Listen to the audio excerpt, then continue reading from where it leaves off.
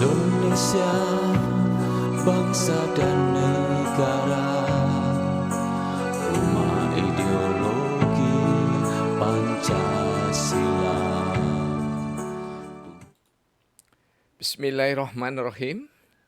Pemirsa tercinta yang dirahmati Allah, Tuhan Yang Maha Esa, bersua kembali di kanal Hikmatologi.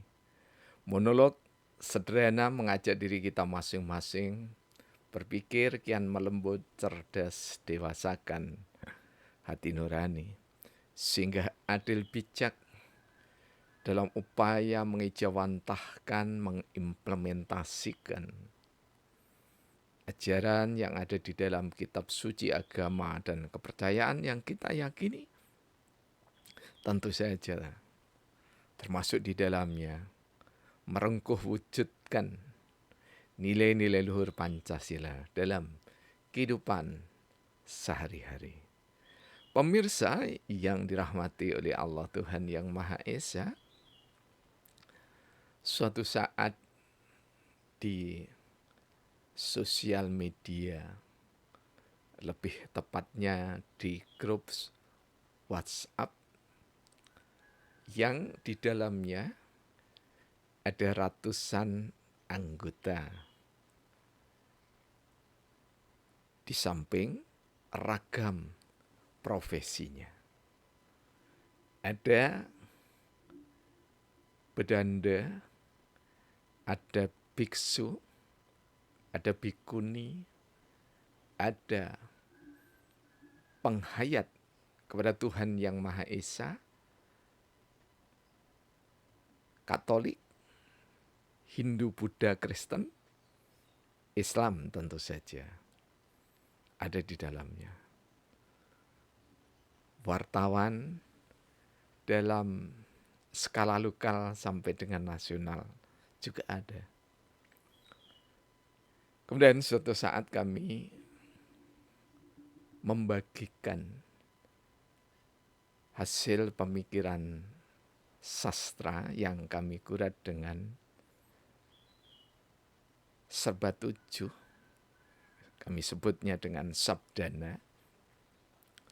Ada kata aku, maka secara cepat seorang Bante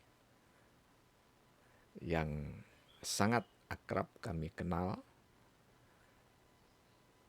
pembicara lokal sampai nasional dan insya Allah internasional gitu ya,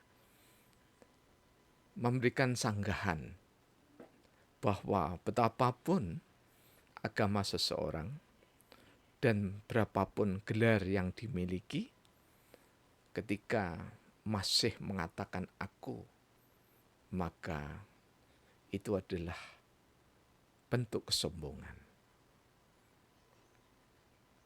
Kemudian gayung bersambut kami pun menimpalinya bahwa dari kaidah bahasa, aku,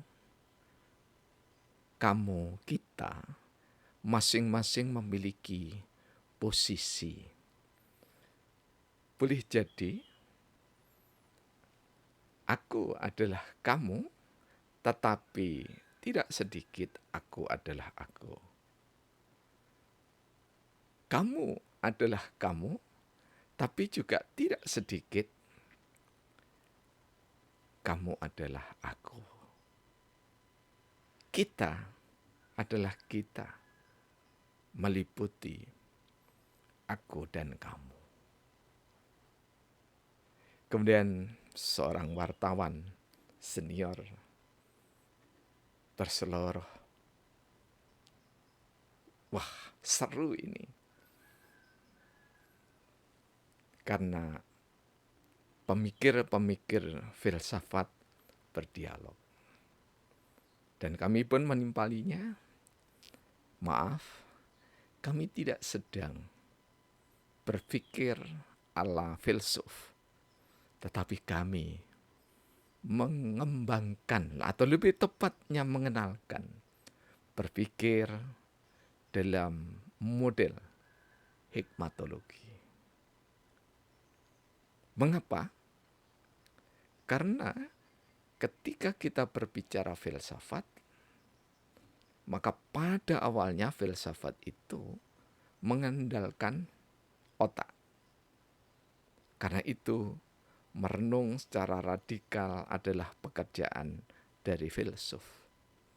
Dan tidak salah, tidak keliru. Namun kenapa kami harus justru melalui guru-guru filsafat yang sangat luar biasa hebat, justru kami menghadirkan, insya Allah menumbuh kembangkan, mensiar-siarkan hikmatologi.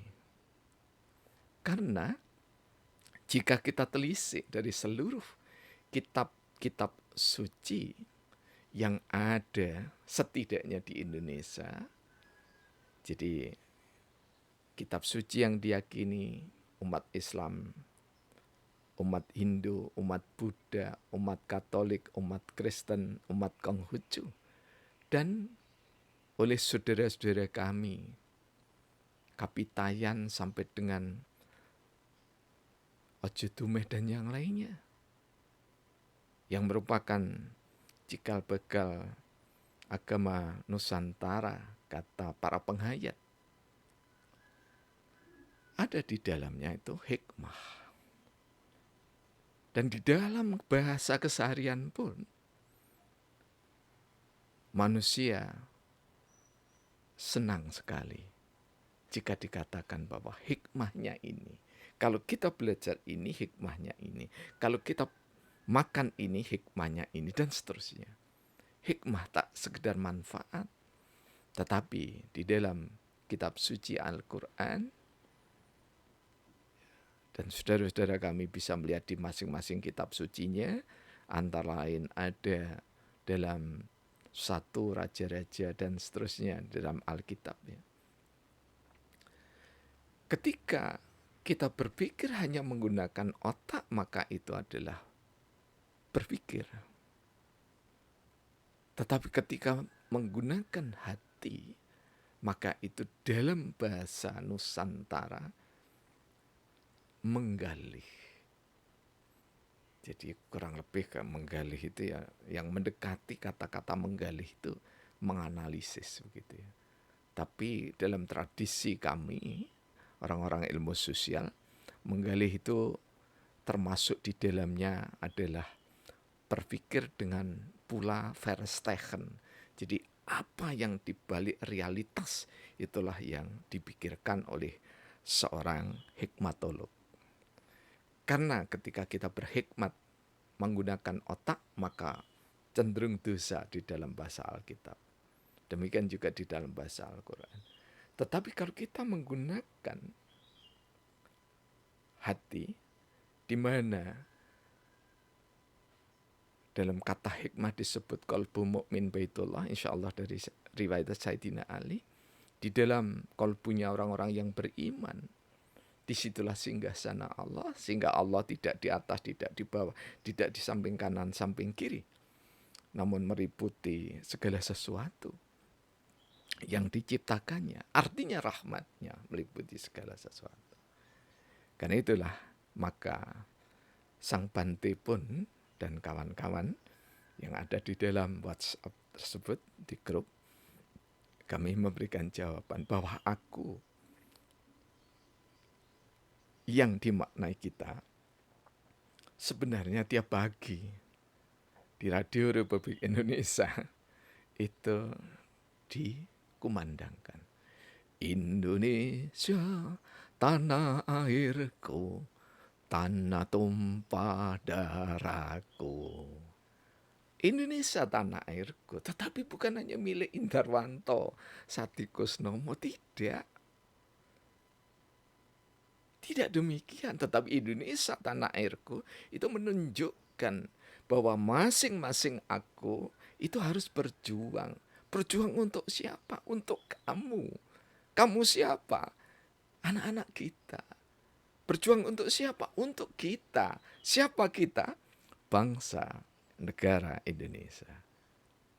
sama dengan Indonesia tanah air beta, maka Indonesia tidak berarti miliknya saudara kita yang ada di Kepulauan Maluku. Tidak demikian.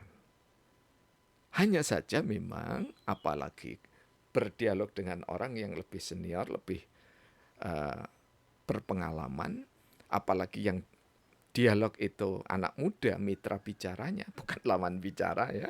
Mitra bicaranya antara senior dengan junior dari segi usia maupun pengalaman boleh jadi.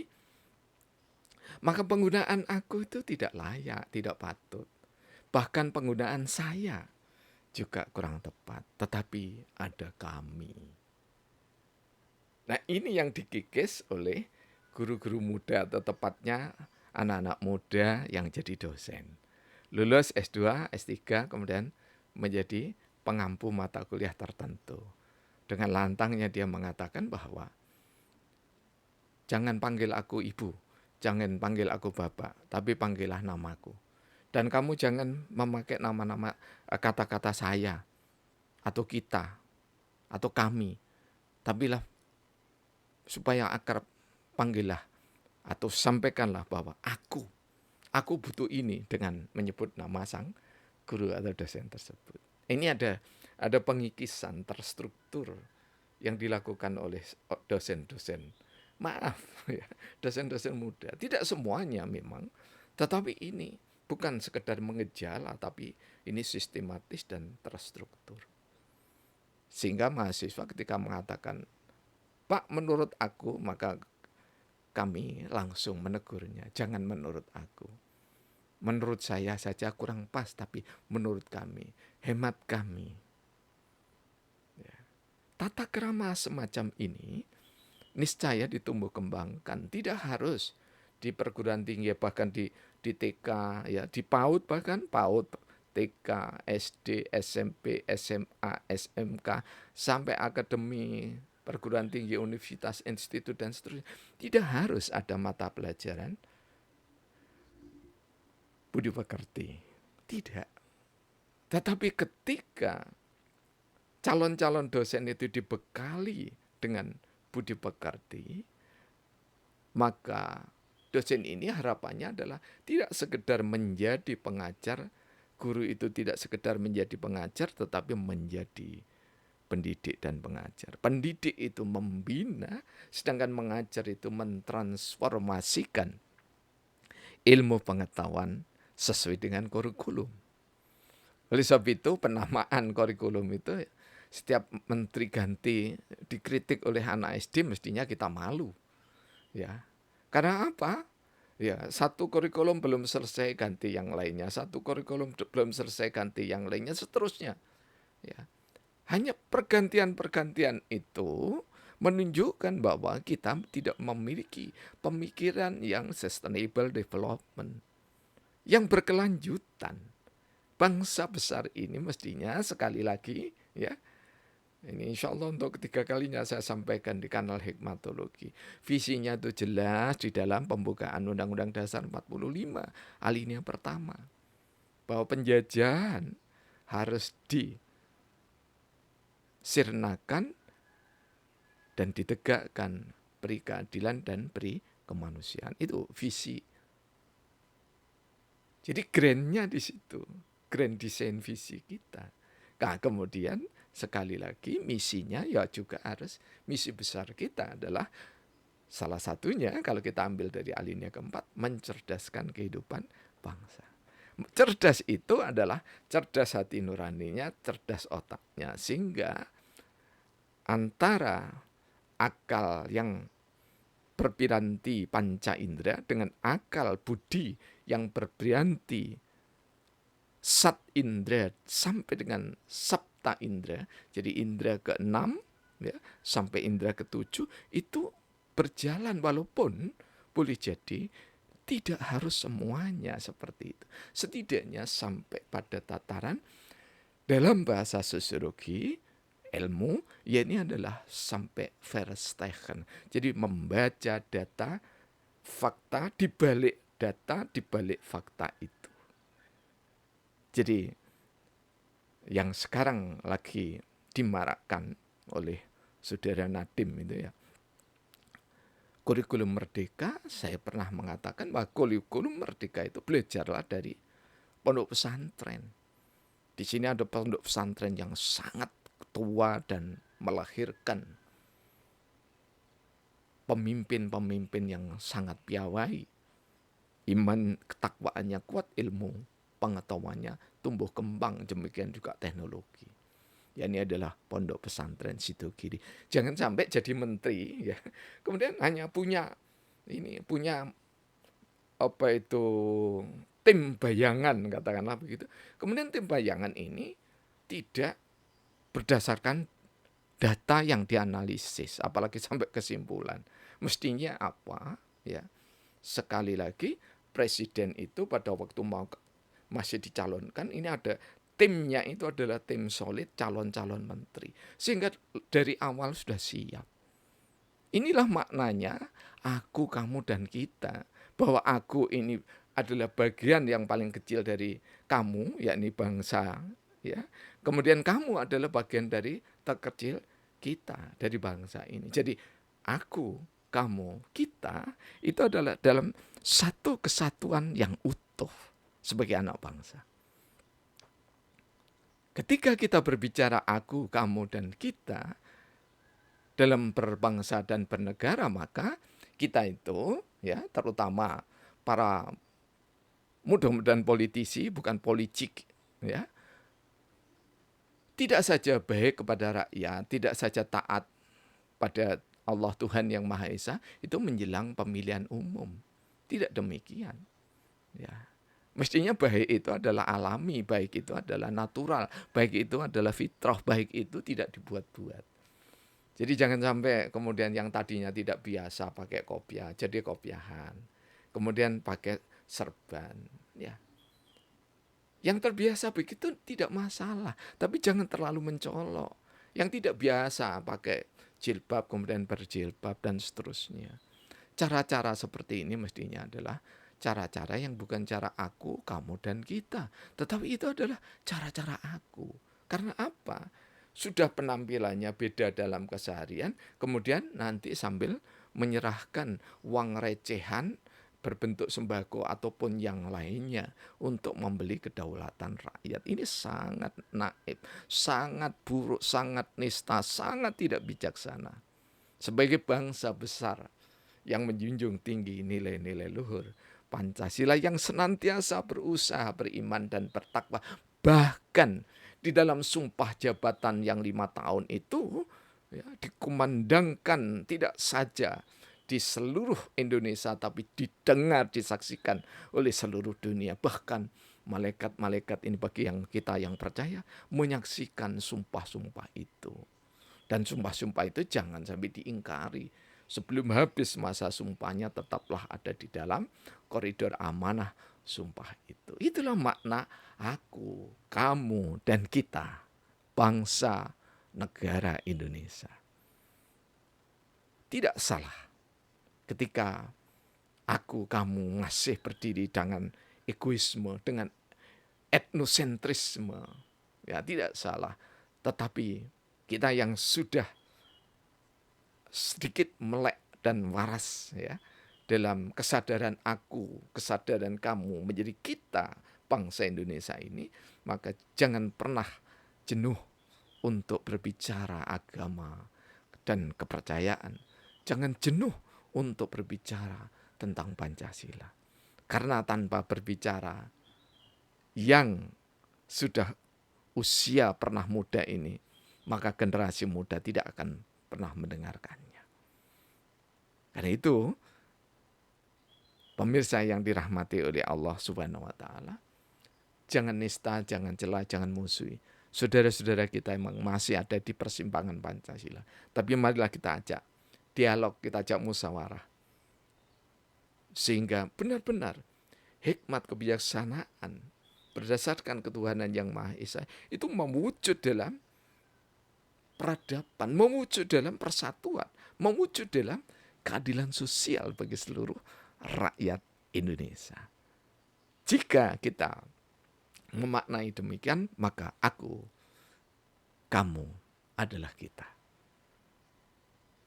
Mari kita akhiri dengan data yang kami kemas dengan Sabdana ke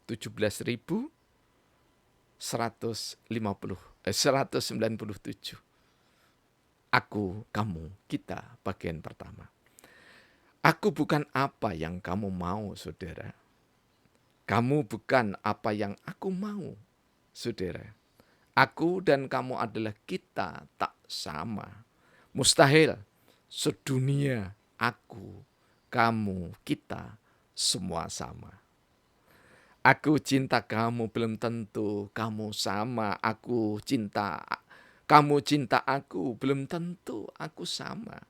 Aku, kamu, kita, ada benci, ada cinta.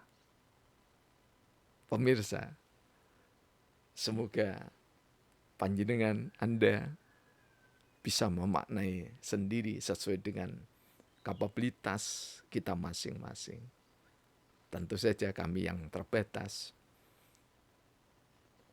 akan bersyukur, lebih berterima kasih ketika saudara-saudara kami yang menyimak sudi untuk menorehkan guratan, komentar untuk memberikan warna dalam aku, kamu, kita, bangsa Indonesia yang memiliki dasar negara ideologi bangsa Pancasila. Terima kasih atas segala dukungan apapun bentuknya yang positif tentu saja. Alhamdulillahirabbil alamin.